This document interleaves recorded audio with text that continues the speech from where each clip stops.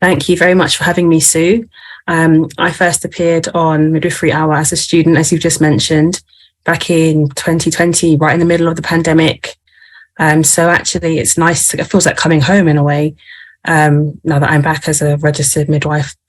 I don't have a PowerPoint this evening. I'm telling my story, so it's coming straight from my heart. I'm not able to write that down or find pictures to go along with my story because it's my own. So I'm just going to speak to you as I am and as my story is and was. So as Sue said, my name is Alicia Burnett. I'm a midwife, but I also like to describe myself as the proud mother of a rainbow baby and an angel baby, because that is what I am. I am bereaved. I had a son. I had a beautiful little boy. I lost him when he was 6 months old.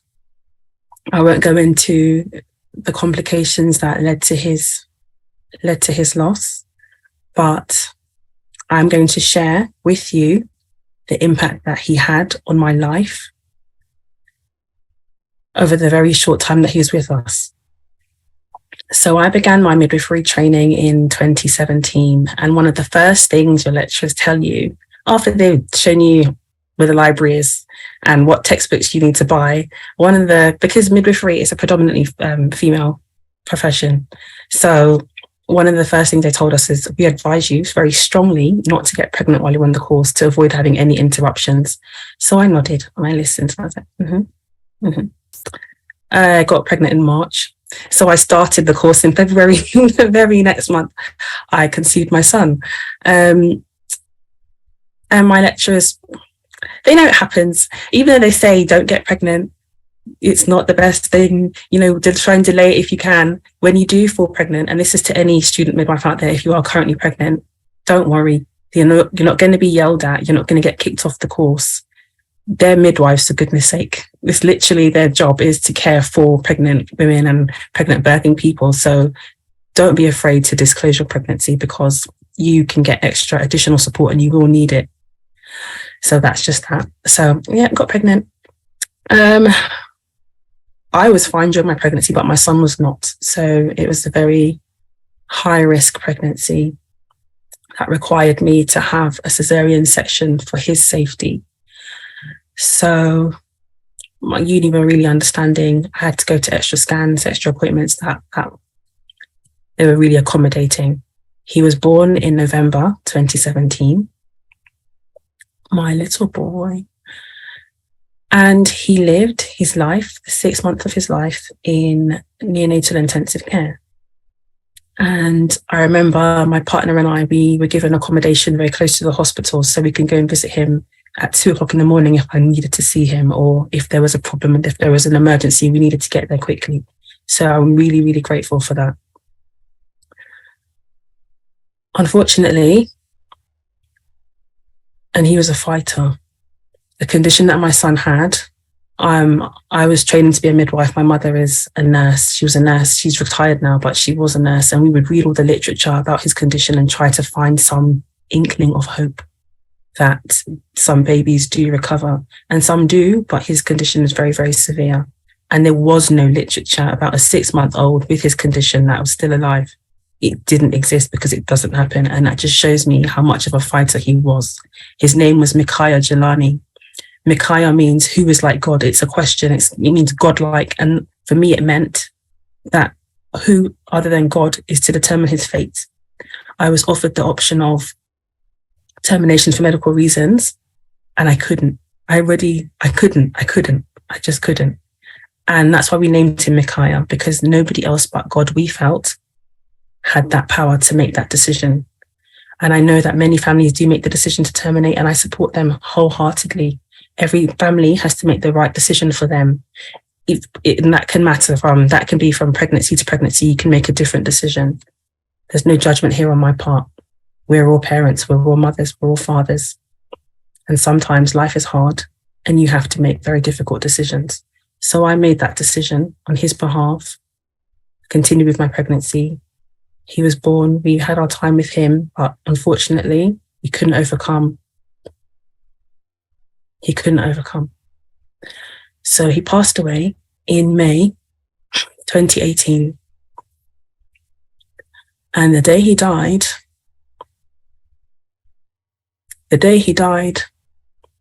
I lost myself. Before I became his mother, I had been a student midwife. While he was alive, I was his mother. When he wasn't alive anymore, who was I? So I remember tears rolling down my face, on the phone to my course tutor, a lovely woman named Helen Crafter.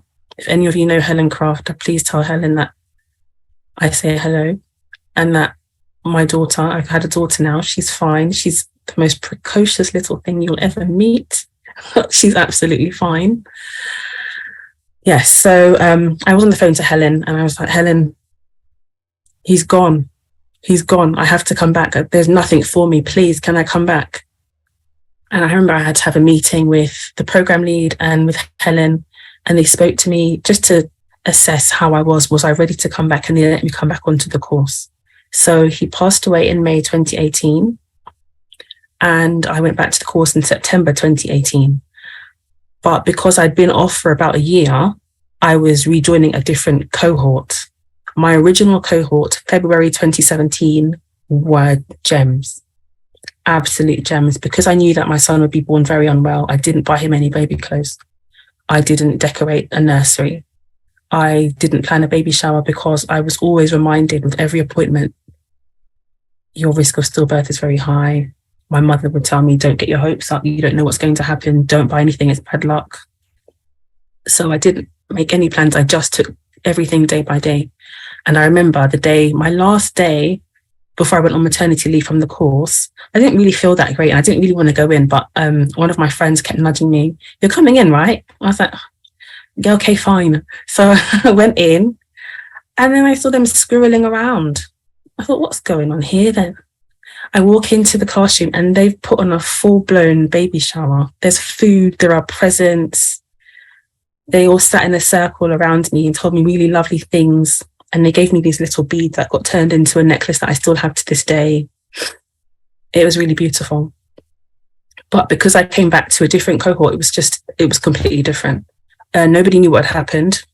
All they knew is that I was the new girl who's come out of nowhere, dropped out of the sky. And of course I was asked the question, why did I step off the course? And I'd given no thought to what I would say when I was asked that question. So I was just honest, and it never occurred to me that me being honest could, I don't know, cause somebody else to stop in their tracks, because that was my reality. That was what I was living. But to another person, it's very, very hard and difficult and sad to hear that a child has passed away, a baby has passed away. So it was a very negative experience for me. I felt ashamed. I withdrew into myself, and I didn't really speak about my son for maybe 6 years, only with very, very close family. Until last year, October, I was invited by Dr. Claire Feely to speak at a conference that she had conceived herself, that she was putting on in affiliation with Maternity Forum, with MMF. And I spoke about my experience of being pregnant and giving birth to the daughter that I now have. So I gave birth in October 2021, and I spoke about my maternity experience, but I also touched on my experience of baby loss. And that was the first time I'd spoken so openly and so honestly about my boy.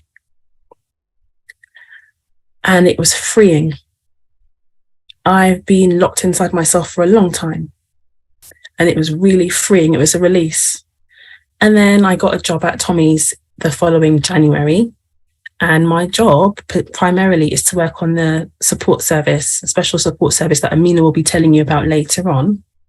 So what it is it's an email and telephone helpline that is specifically reserved for Black and Black mixed heritage women. So they can call us whether they're pregnant, whether they've had a pregnancy loss, if they're planning a pregnancy, regardless of whether they've had a loss, they can also call us then, because we know that Black women have poorer pregnancy outcomes. So Tommy's has taken the initiative, and Amina has had a lot to do with that, actually, by the way. Amina, whoop, whoop. So Tommy's has this service primarily for Black and mixed Black heritage women, and that's my main job, supporting those women. And a lot of the women that I speak to have had losses. And they are either pregnant after loss, or they are currently experiencing a loss, or they have had a loss and they're far too afraid, too frightened, and too traumatized to try again. And I would ask them, have you received this support? Have you received that support? Have you heard of this charity? Have you heard of that charity? Have you spoken to this healthcare professional? And a lot of the time, the answer was no. I don't know what that organization is, who that professional is, or what you just explained to me, the care I should have received, and that is not what happened. And it led me to feel that we already know that a lot of Black women and mixed Black heritage women are failed by maternity services. It led me to feel that we are also failing their babies. We are failing their families, because they do not have any awareness of the support that is available once you lose a child. When you lose a baby, when you lose a pregnancy, you need support, because a part of you is now missing and you will never get that back. So you need support. You need a suit of armor to put on to prepare you to continue your life. That is what you need. And you get that through accessing support. But a lot of the women that I speak to, they are unaware.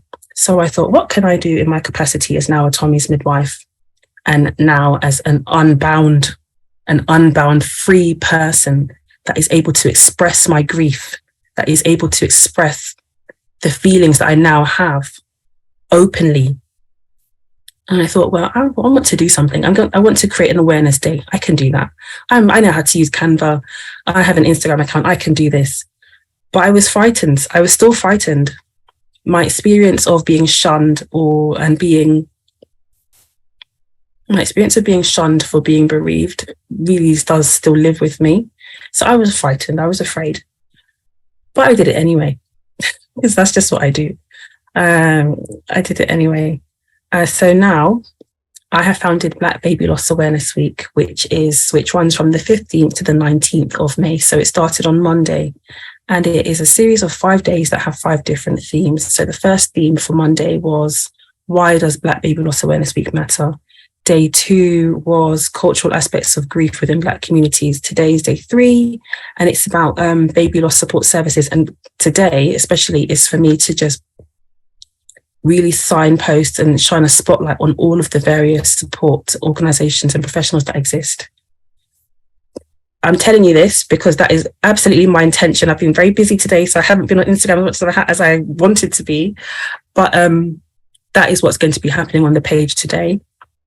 And tomorrow we are talking about how to talk about baby loss, because that was a really important topic and theme for me, because either you think about it too much, or like me, you don't think about it at all and you just blurt it out, and then the worst happens and then you don't talk about it forever and ever, amen. So, and then Friday, we're talking about life after loss, which was also very important to me because I feel like I have gone on to live after losing my son. I don't feel like I lived for a long time, but now I feel like I truly am. So that is Black Baby Loss Awareness Week. We only have a presence on Instagram currently because it's just me. I'm only one person and I have a very small child that has lots and lots of energy.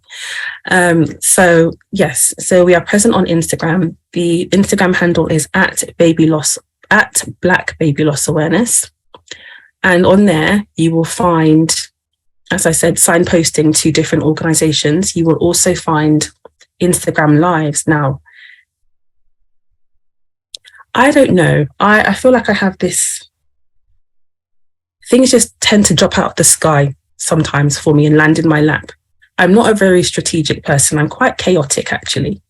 So these Instagram lives, I've managed to connect with people that I wish I had known when I first lost my son, because there are some fantastic, brave people out there, some fantastically brave women, men, families, just amazing, and organizations that I wish I had access or knowledge of when I was having my experience. So on Monday, I spoke to a fantastic woman named Keji Moses. She's a bereaved mother. She has experienced miscarriage and stillbirth, and that led her to found Maya's Legacy, which is a charity which supports bereaved families to advocate for their needs. Because when you lose a baby, you lose yourself and you lose sometimes the ability to communicate.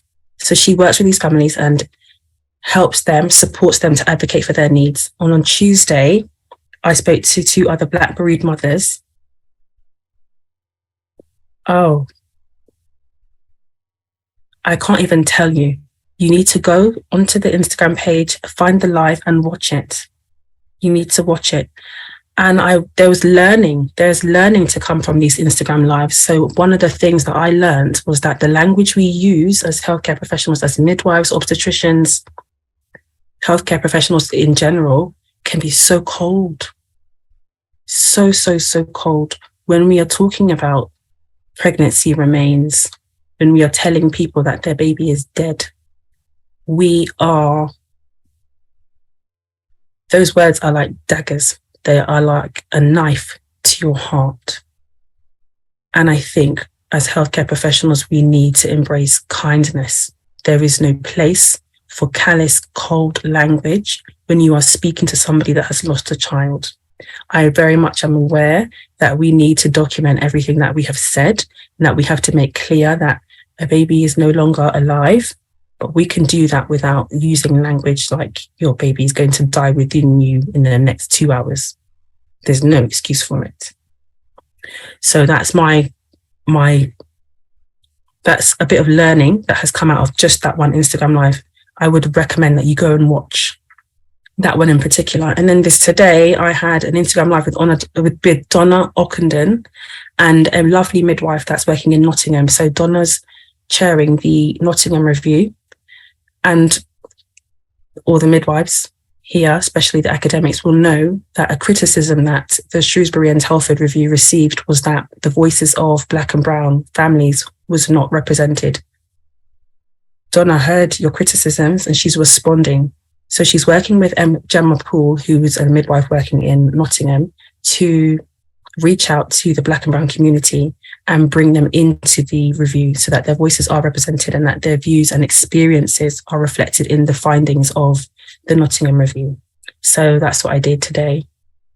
I also went to, it feels like I'm talking about somebody else's life. I'm so busy. I've done so many things in such a short space of time. But I did all of this because I want to reach as many people as possible. If I have to get out of my bed at 6 a.m. while my child is still breastfeeding and brush my teeth while she's still breastfeeding, and to get to where I need to get to so that I can do the work that I've committed myself to in the name of Black Baby Loss Awareness Week, I'll do it. Because if it means that somebody else that looks like me, that has been through what I've been through, gets the same care, love and support that I got, it's worth it. It's absolutely worth it. I'm just looking at my notes here to see if I missed anything. I don't think so. I told you a lot. That was a lot to process, I know. I'm sat here with my spangly earrings and red lipstick, and I don't look like what I've been through, but I've been through it. And it's because I've had support that I can sit here with a big smile on my face and feel joy and fulfillment in the work that I'm doing, because I know that this is life-changing work. I cannot bring their babies back. I wish I could, but I cannot. But what I can do is make them aware of the support that is available, because there is a lot available. There are a lot of charities, professionals and services doing some brilliant work, but there's a gap. There is that missing link, and they're missing a whole demographic, the demographic that is the worst affected, by the way. They're missing out on all of the care and support that they could and should receive. If we believe in equitable access to healthcare and support, something needs to be done about that. And actually, I'm going to be quite bold, and I'm not saying this as If you just saw the look that Sue gave me. I'm not saying this as a Tommy's midwife. I'm saying this as me. I really, truly believe that every organization that offers support to bereaved parents and families needs to have something, whether it's a webinar, monthly webinar, a workshop, monthly workshop, support group, whatever it is, targeted at the Black and mixed Black heritage community. That also needs to happen for the Asian community, because they're right behind us in those mortality statistics.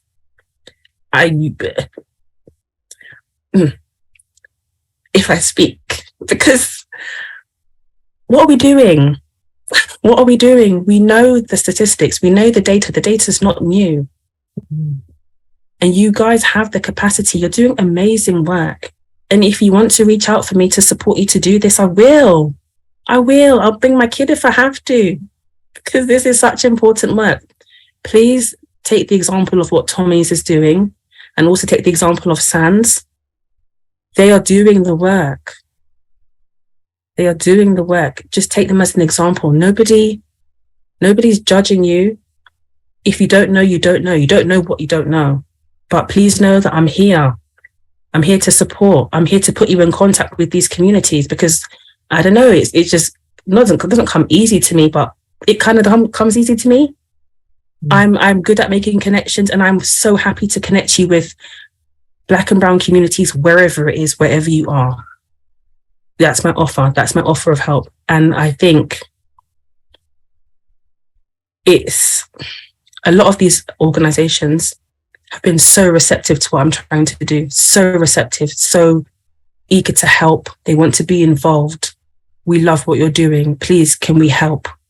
I've had so many offers of help, but I as I told you, I'm very chaotic. I thank you for wanting to help me, but I don't know how to tell you how. But a lot of these organizations, and I'm going to name them, Ectopic Pregnancy Trust, Bliss, Lullaby Trust, of course Tommy's, of course Sands, the Miscarriage Association, and all of the smaller charities that support families affected by bereavement and child and baby and pregnancy loss. They've all offered to help. They do want to be there for the Black community, but there is the missing link, and I'm happy to be that missing link. I'm bright and shiny enough. Just use me. I don't know how much more time I have left to speak, but I think I've finished. I think I've said enough. You might need a short break, Alicia. So that's my story. That's why Black Baby Loss Awareness Week exists. Please engage with the content, share it. I love when you guys leave comments during the Instagram lives. You keep me going. I'm not going to stop. This work is far too important. I'm doing what I'm meant to be doing. I really do feel that now. I found my life's work and my purpose. And I found that through my son. Thank you very much for listening.